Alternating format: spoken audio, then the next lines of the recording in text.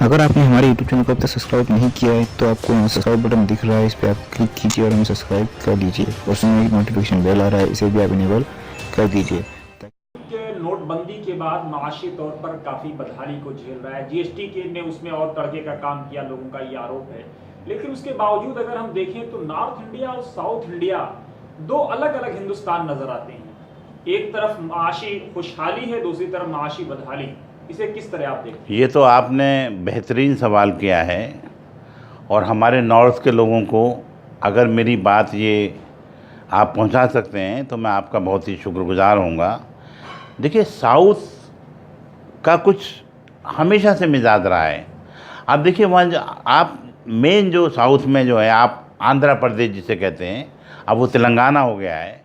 तो जो निज़ाम रियासत थी, जब वहाँ के निज़ाम वहाँ के उस सल्तनत के फरमा रवा थे, तो आप उन्होंने उसी वक्त इतना डेवलपमेंट हो गया था, इतना डेवलपमेंट हैदराबाद का हो गया था, आंध्र प्रदेश का हो गया था कि तमाम रिसोर्सेज वहाँ मौजूद थे। और इस तरीके से उन्होंने प्लानिंग की, निज़ाम सरकार ने बड़े बड़े अस्पताल बनवाए, बड़े बड़े बागात लगवाए, बड़ी बड़ी पानी के लिए बाउलियाँ बनवाईं, बड़ी बड़ी फैक्ट्रियाँ लगवाईं। तो उसी ज़माने से साउथ का मिजाज ये रहा है कि एक तो वो गॉड फियरिंग लोग हैं, अल्लाह ईश्वर से डरते हैं, सुबह जल्दी उठते हैं, काम करते हैं, तालीम हासिल करते हैं। और दूसरी तरफ जो है उनका ये रहता है कि उनको कोई ना कोई अपने मुल्क के लिए, अपने सूबे के लिए उनका हमेशा रोल लेता है। ईमानदार लोग हैं, पढ़ते हैं, लिखते हैं, ये जो दुनिया भर की खुराफात है उसमें नहीं पढ़ते हैं, जिसके नतीजे में ये है कि उनके यहाँ एक तहज़ीब बन गई है, एक कल्चर बन गया है, तरक्की हो रही है। आप देखिए, आईटी आज जो सबसे पहले जो सबसे बड़ा हब है, आप तो जानते हैं उसको सिलिकॉन सिटी कहा जाता है, बेंगलोर को। आप जानते हैं कि हैदराबाद में आज बॉम्बे और दिल्ली से ज़्यादा होटल्स हैं, अच्छे रोड्स हैं, बिल्डिंगें हैं। और आज सारे के सारे जो आईटी के लोग हैं, अभी देखिए आपकी डोनाल्ड ट्रंप की बेटी आई, दिल्ली क्यों नहीं आई, बॉम्बे क्यों नहीं आई, हैदराबाद आई? क्योंकि उनको लगा कि अमेरिका के जो इंटरेस्ट हैं, अमेरिका के जो मफादात हैं, जिस तरीके से एक तरफ अमेरिका अपने मफादात सऊदी अरब और दुबई में देख रहा है, दूसरी तरफ हिंदुस्तान के साउथ इंडिया में देख रहा है, बेंगलोर में देख रहा है। आज बिल गेट आते हैं, आज अमेरिका के टॉप लोग आते हैं, तो आज साउथ में जाते हैं, क्योंकि साउथ में लोग बहुत ज़्यादा पढ़े लिखे हैं, 100% तकरीबन लिटरेसी आ चुकी है। दूसरे लोग बेईमान नहीं हैं, लोग फालतू खुराफात में नहीं पढ़ते हैं, फसादात और ये इस तरह की बातों में नहीं पढ़ते हैं। आप देखिए वहाँ की ख़वातीन, वहाँ के लोग, वहाँ के बच्चे, वहाँ के मर्द किस तरीके से वो आगे। अब जब आप तालीम हासिल करेंगे, आप बिजनेस करेंगे, और सबसे बड़ी बात है कि सबसे ज़्यादा वहाँ पर जो साउथ के लोग हैं वो अमेरिका में जा रहे हैं, बड़े बड़े बिजनेस कर रहे हैं, बड़ी बड़ी तालीम हासिल। खुद जो चीफ मिनिस्टर थे कर्नाटका के कांग्रेस के, वो खुद जब बिल गेट आए थे तो उनसे मिले थे, आपको याद होगा। और इस साउथ के लोगों ने हमेशा से निज़ाम की जब रियासत थी और आज तक उन्होंने सिर्फ ये किया है कि हम मुल्क के लिए कुछ करें। हमारे नॉर्थ में क्या हो रहा है, हिंदू मुस्लिम के नाम पर लड़ रहे हैं। हिंदू मुस्लिम का झगड़ा ख़त्म होता है तो देवबंदी और शिया सुन्नी के नाम पर लड़ रहे हैं, हम गाय के नाम पर लड़ रहे हैं। अमेरिका में जब फेसबुक और गूगल बन रहा था तो हम गाय की लिंचिंग के मामले में लड़ रहे थे। हम दलित कौन है, दलितों को कैसे तबाह किया जाए, हिंदू मुस्लिम फसादात कैसे किए जाएं, हम तो इसी में रहे नॉर्थ में। नॉर्थ के लोगों को तो इन्हीं चीज़ों में मज़ा आता है। और छोटी छोटी चीज़ के लिए मुकदमे, छोटी छोटी चीज़ के लिए झगड़े, ज़मींदार रहे। गाजी साहब, लेकिन अहम सवाल मेरा ये है कि एक तरफ साउथ के कुछ हिस्सों में मुसलमानों की बड़ी आबादी है, वो काफ़ी डेवलप्ड है, पढ़ी लिखी है, उनके पास अपने स्कूल्स हैं, कॉलेजेस हैं। उसके मुकाबले नॉर्थ में ये तनासुब 0% में नज़र आता है। देखिए, नॉर्थ के लोगों को आपको पता होगा कि जो नॉर्थ के जो मुसलमान हैं वो तो आप एक तो जब हिंदुस्तान आज़ाद हुआ उसके बाद पार्टीशन हुआ, तकसीम हुई, तो एक तो बहुत बड़ा जो तबका था या क्रीमी लेयर जिसे कहते हैं, वो लोग पाकिस्तान चले गए। दूसरी बात यह है कि वो जो लोग पाकिस्तान नहीं गए वो प्लानिंग ही बनाते रहे 10-12 साल के बाद कि शायद हम पाकिस्तान चले जाएंगे। तो यहाँ पर एक तो बहुत बड़ा जो हुआ कि ब्रेन ड्रेनेज हो गया, जो अच्छे लोग थे वो सब पाकिस्तान चले गए। दूसरी बात ये कि जितनी, हालांकि यहाँ पर तकरीबन सारे वज़ीर आज़म, तकरीबन 1-2 को छोड़ के, सब उत्तर प्रदेश के थे। यहाँ तक कि आज जो नरेंद्र मोदी साहब हमारे वज़ीर आज़म हैं वो भी उत्तर प्रदेश से जीत के आए हैं।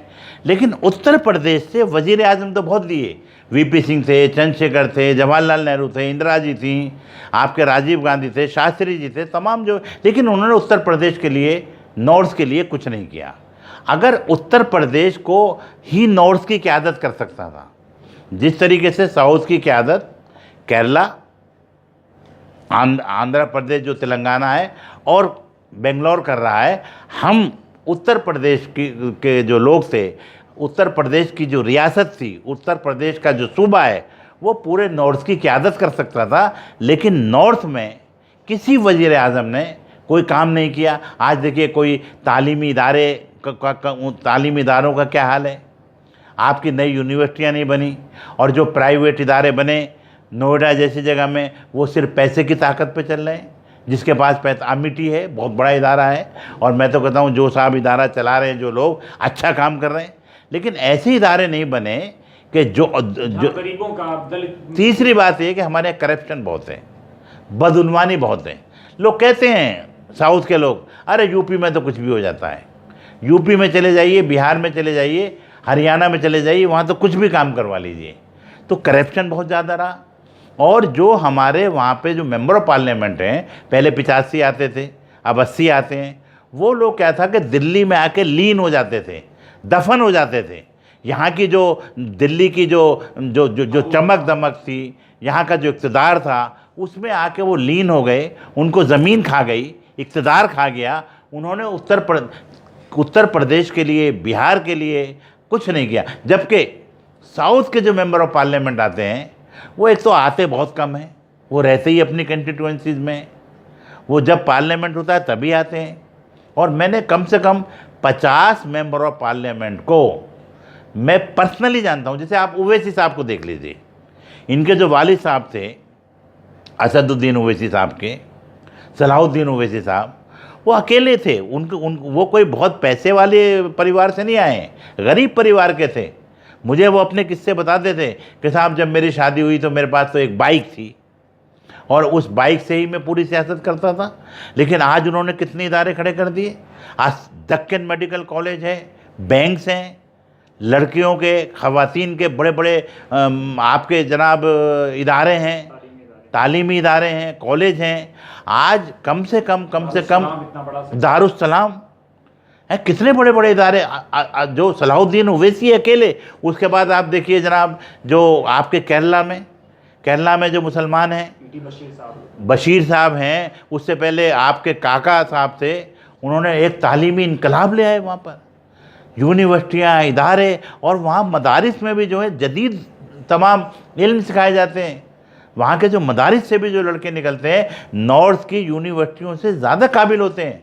तो एक तरफ वहाँ पर जो बड़े बड़े बिजनेसमैन हैं वो तालीमी इदारे कायम करते हैं, वहाँ के सियासतदान हैं वो तालीमी इदारे कायम करते हैं, वो अपने जो पार्लियामेंट से जो मंसूबे पास होते हैं, जो स्कीम निकाली जाती हैं, उसको इम्प्लीमेंट करवाते हैं। यानी नॉर्थ के पिछड़ने की आप बड़ी वजह हिंदू मुस्लिम दंगे या एक दूसरे की खींचातानी को मानते हैं?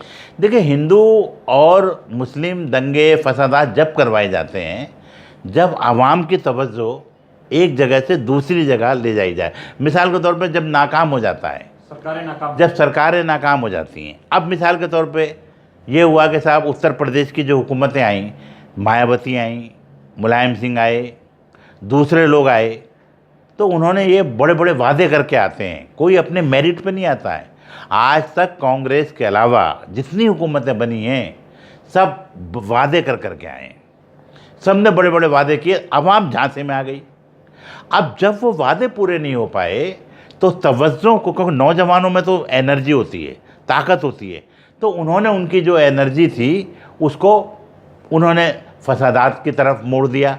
चाहे वो हमारी हुकूमत थी, समाजवादी पार्टी की थी, उनके दौर में खूब फसादात हुए। आपके जो मायावती के थे वहाँ पर भी दंगे कम हुए, लेकिन दंगे हुए हैं। बीजेपी के पास तो लाइसेंस है दंगे कराने का, उनके पास तो लाइसेंस है, सर्टिफिकेट है, दंगाई पार्टी कहलाती है। तो जब हम नाकाम हो गए, जहाँ जहाँ लोग नाकाम हुए हैं, उन्होंने लोगों की तवज्जो को मबजूल कर, ख़ासतौर से नौजवानों की, उन्होंने फसादात करवाए। ये दलित का क्या क्या हो रहा है आप देख रहे हैं। ये जो आज दलित हैं, आज सड़कों पे क्यों उतरे हैं? अगर इनको रोज़गार मिल जाता, इनको नौकरियां मिल जाती, इनको इंसाफ मिल जाता, तो ये क्यों उतरते? इसलिए ये हुकूमतें ये बाकायदा करवाती हैं, बाकायदा होम मिनिस्ट्री से ऑर्डर जाते हैं कि साहब यहाँ पर जो है खलफशार फैलाइए, यहाँ पर जो है इस तरीके के हंगामे करवाइए, ताकि जो लोगों की तवज्जो है वो उस तरफ चली जाए और लोग जो इनके वादे हैं उनको भूल जाएं। लेकिन ये फोर्सेस साउथ में गाजी साहब नाकाम क्यों हो जाती है? देखिए, वहाँ लोग तालीम याफ्ता हैं। पहली बात तो वहाँ पर जो है आप देखिए, ये जो है काऊ बेल्ट कही जाती है। आधे मसले तो गाय की वजह से हैं यहाँ पर, कि साहब वो फला आदमी गाय का गोश्त खा रहा है, फला आदमी ने बैल मारा कि गाय मारा। पहली बात तो साउथ में कोई जो है इस तरह की कोई बात नहीं है कि वहाँ पे गाय और भैंस के ऊपर कोई दंगा होता हो। दूसरी वहाँ एक आदमी के पास टाइम नहीं है। वहाँ तो लोग कहते हैं पॉजिटिव काम करिए, निगेटिव काम के लिए उनके पास टाइम नहीं है। या तो वो सब अमेरिका चले गए, दुबई चले गए, सऊदी अरब चले गए, जापान जर्मन चले गए, या वो वहाँ पर अपना अपना काम कर रहे हैं, तालीम हासिल कर रहे हैं। वहाँ की जो लड़कियाँ हैं वो 100%, आप देखिए ना, साउथ की आप नॉर्थ के किसी भी अस्पताल में जाइए, नर्सें, लैब टेक्नीशियन, डॉक्टर सब आपको साउथ के मिलेंगे। तो वो लोग सब बिजी हैं, उनके पास टाइम नहीं है। वो कहते हैं कि जो दंगा कराना चाहे, जो आवाम को जो है किसी गुमराह करना चाहे, उनके पास कहते हैं हमारे पास टाइम नहीं है। हमें पॉजिटिव काम कीजिए, आपको हमने इसलिए चुना है कि आप हमारे इलाके का डेवलपमेंट करें, आप यूनिवर्सिटियाँ कायम करें, आप गुड गवर्नेंस दें, आप सबका साथ सबके विकास की बात करें। हम हिंदू मुस्लिम एक हैं, हमें लड़ना नहीं है। क्रिश्चियन है, मुस्लिम है, सब मिल के रह रहे हैं। अब देखिए, आप चंद्रशेखर राव जैसे लोग हैं, उन्होंने सीधा कह दिया जब से इनकी गवर्नमेंट आई है तेलंगाना में, उन्होंने कहा है आप आराम से रहिए, आप यहाँ पर कारोबार करिए। और किसी ने अगर सोचा यहाँ फसाद कराने की बात को सोचा भी, तो मैं फिर उसको माफ़ करने वाला नहीं हूँ। सब माफ़ क्यों नहीं होता? तेलंगाना में फसाद क्यों नहीं हो रहा है? केरला में क्यों नहीं होते हैं? हालांकि बीजेपी कोशिश कर रही है कि सब जगह हो जाए, केरला में भी कराने की कोशिश कर रहे हैं, लेकिन वहाँ की हुकूमतें बिल्कुल चाको चौबंद हैं कि हम बीजेपी को यहाँ पर किसी भी तरह की हरकत करने नहीं देंगे।